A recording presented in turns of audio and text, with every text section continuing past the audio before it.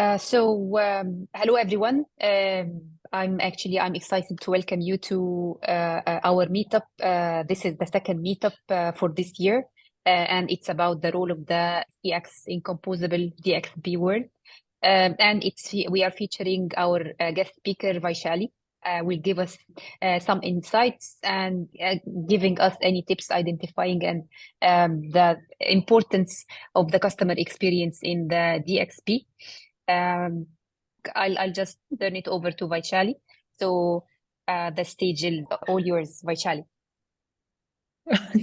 Thank you so much. Thank you for that lovely introduction, Rayab. And super excited to be here. Thank you for organizing, Mustafa and Rayab. And welcome, Rami. Would love to catch up with you post this conversation. I'm just going to quickly go ahead and share my screen. And please let me know if you can see my screen.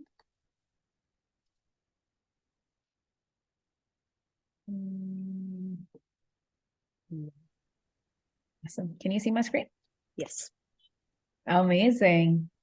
The role of customer experience. I'm so excited. It's my favorite topic. Again, I can talk about it for hours and hours. So CX, customer experience, is probably the most popular talk of town after DXP, which is digital experience platforms.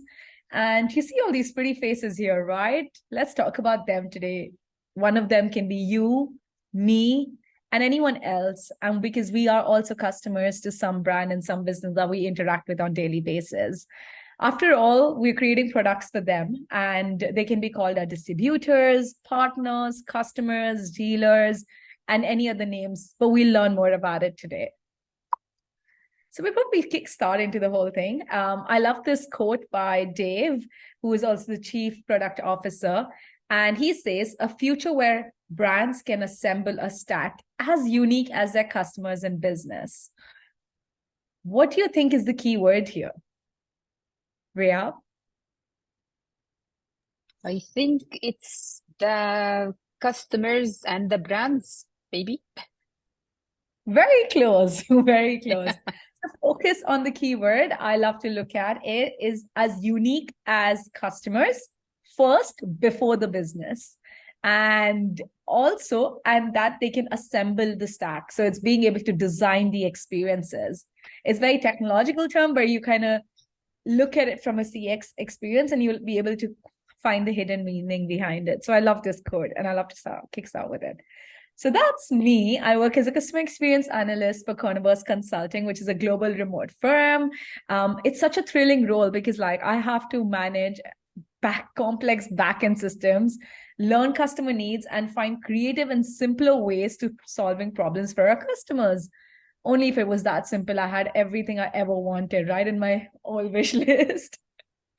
Our personal and professional lives also revolve around technology, right? It impacts how we feel, our behavior, how we kind of impact on our day-to-day daily experiences that we have with digital platforms. And today, I'm here to talk about the focus of customer experience on these digital experiences on the business. And today's topic will actually cover quite a few things. We'll dive into what is experience, the importance of CX in the digital experience platform, identifying roadblocks that businesses do, ways that we can bridge it, and key takeaways that you can take out of this interesting, engaging conversation today. So what is an experience? Rami? I think he's on mute. Okay.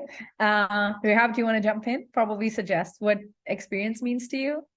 So the experience is everything facing the customer, whatever he is. So, for example, if he's purchasing a book, for example, on Amazon, so since he started till the end, what he is actually interacting from end to end. That's the experience to me. Yeah. Very good. I love how you defined customer experience, but you missed out. I asked, what is an experience? So. Okay. Yeah. I always, yeah. It's fine. It's close enough. So experience is triggering of emotions. Like you said, it's the end-to-end journey from the time someone hears about Amazon to the time they experience It can be a glitch in the system that triggers their emotion and makes them upset, or it can be the amazing refund policy they have in place that makes you happy because you get an extra free credit in your gift card and you can still keep the item. It's consciousness of the events that's happening to you, and it's applicable in any aspect of our lives. Can be our shopping, it can be our kids, it can be our personal life. It's quite intangible in nature because you remember that it's instilled within you, but at the same time it's also perception based. Today you can have a different experience from this talk compared to Rami or Mustafa or how I would. And lastly, it's something that you encounter personally. Everyone has an experience and everyone can share their own story based on how they view things. So now that we've obviously spoken about what an experience is, customer experience plays a very important role in the whole aspect of things because, like you mentioned beautifully, it's about the end-to-end journey for the customer. And it's interesting to see how all of this dives into the digital experience platforms of the tech world, right? So like you mentioned, it's a holistic perception of an end-to-end experience with their business. And now what I'm going to talk about is the role of what CX professionals do and how they kind of work through how they kind of navigate through their journeys. So you're very focused on research and conducting interviews to be able to gather insights, to be able to understand the behavioral patterns, to be able to understand, okay, what do stakeholders want? What is persona? Identify the problem to be able to solve their problems.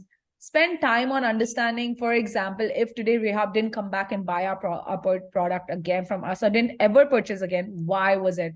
Did something upset her? And be able to solve that problem for her. Communicate and collaborate. There's a lot of silo thinking. Today, there's one marketing team and there's an IT and there's operations, and then customer experience is kind of floating somewhere. We're not sure where it fits in and things like that. So you need customer experience professionals help collaborate and communicate to build design a standardized customer experience for all the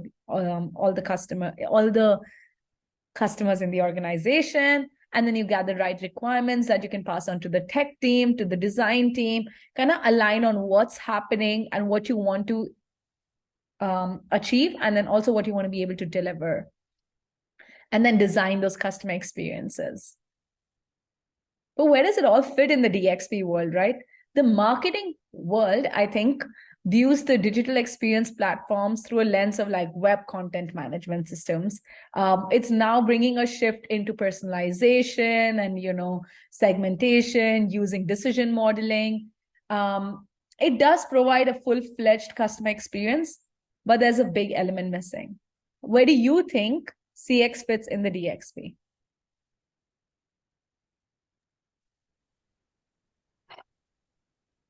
From my perspective, it's actually still in the whole journey of the DXP. So I think part of it, the personalization part, whenever the customer is seeing the journey as personalized as possible. Yeah, maybe the personalization is the most relevant part to me. What's beautiful is the fact that we don't need to fit in. If you look at CX and DXP, the common factor is X, the experience. It is a part of it. It's the whole part of it. They don't need to fit in. It already stands out there very evidently.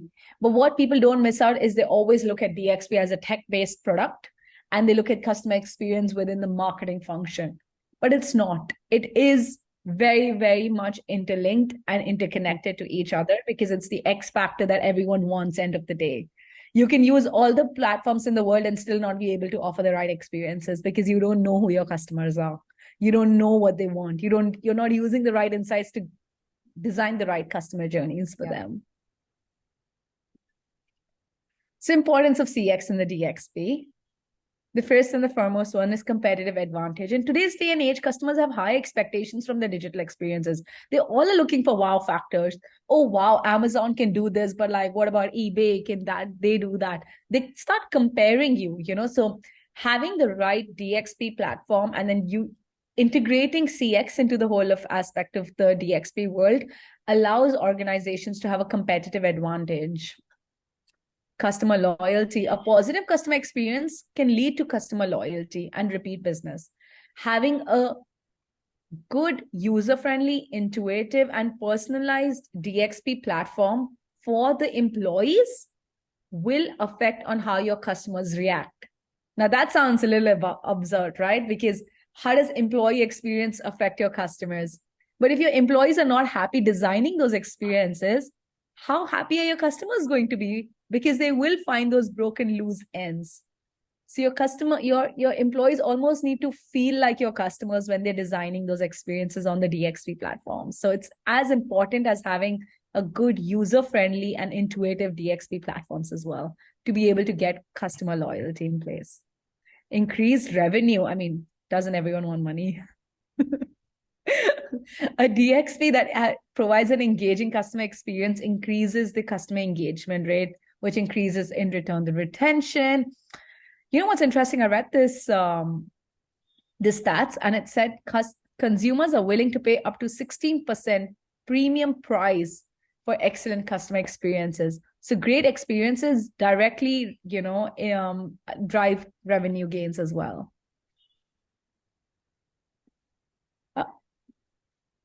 Okay, yeah, improved customer experiences. Now, if you see, most of the times, most organizations, they have different KPIs and different metrics and different insights lying within their own umbrella. So if marketing finds out something about consumers, it's within their domain. But if operations finds out that customers are not liking a certain policy or are not happy with the return policy or whatever it can be, then they have different experiences and different insights. But they're not sharing it with each other. There is no storage repository. A right DXP being able to store everything in one place, all kinds of insights. So today, if I pick someone like Rehab as a persona or a segmentation, I know exactly what she wants and what she doesn't want. And a DXP that captures and analyzes customer data can provide valuable insights that will help understand what Rehab wants and how to drive her through the right DXP platforms and get her the right customer experiences. So improved customer insights are an important role in CX and DXP.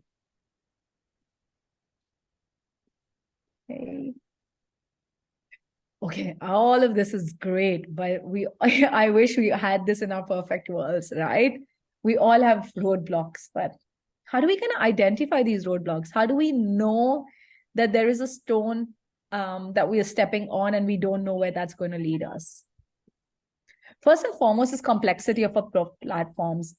Unfortunately, most of the platforms are quite complex to use that CX professionals who are not extremely tech savvy will be able to figure it out.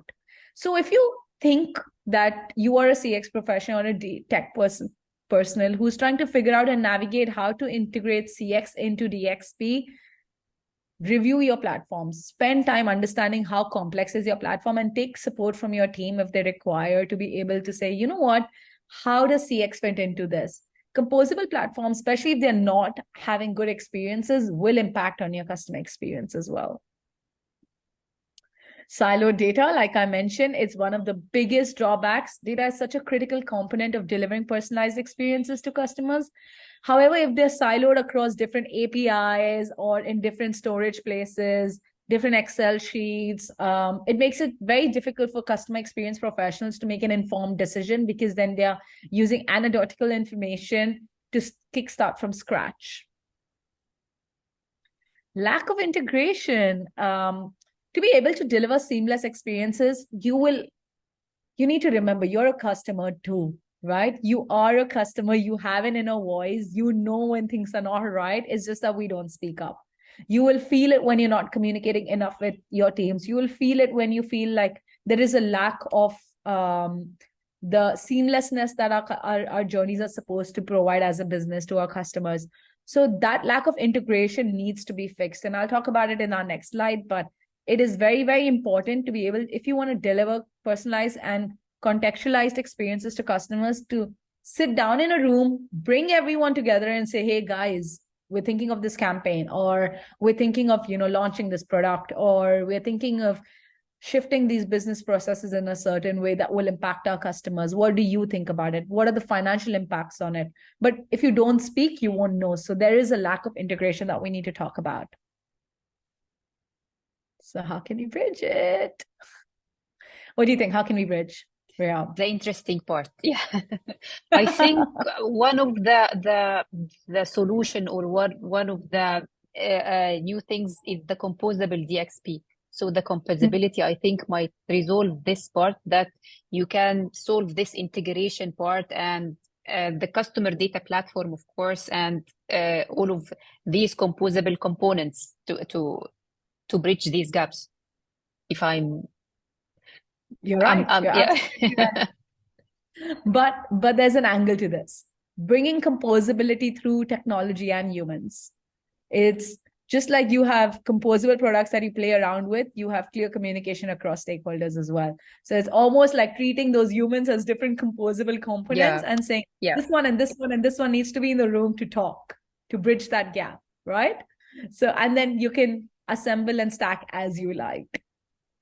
The next one is identifying those broken processes within the composable DXPs, identifying where are integrations missing, where are customers not getting that full-fledged customer journeys that CX professionals design? What are the loose ends? How can we tie it? Identifying those are the first step to being able to take on and say, you know what, guys, we have a problem we need to fix. How do you think Monolith led to Composable at the first place itself? Yeah. Yeah. Makes sense. Having a single customer view in the project. When I say this, everyone, if you speak to most organizations, they don't have an idea. They'll tell you all the possible things about technology, but if you ask them, who's your customer, whom are you creating it for? They don't have a single view. Everyone thinks that they're creating it for somebody else who's not their persona, probably. So what they're lacking is a single view of customers. Now, there, for example, they're saying, hey, we're creating a woman brand, and that's about it. But women are so different. Each one is so unique based on culture, based on, the phase of their life they are, based on their shopping patterns, their income, their behavior. Everything is so different. Then how can you have a single view? How can you just categorize them as women?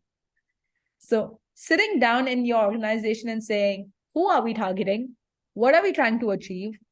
And then using the Sitecore CDP and personalize, where they have decision modeling and segmentation, where they're saying, let's put in this and let's add this and try A/B testing and see what works for Rehab.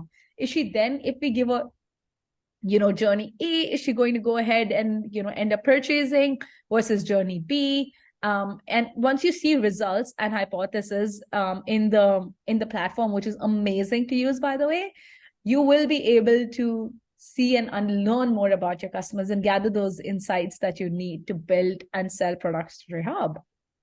Yeah.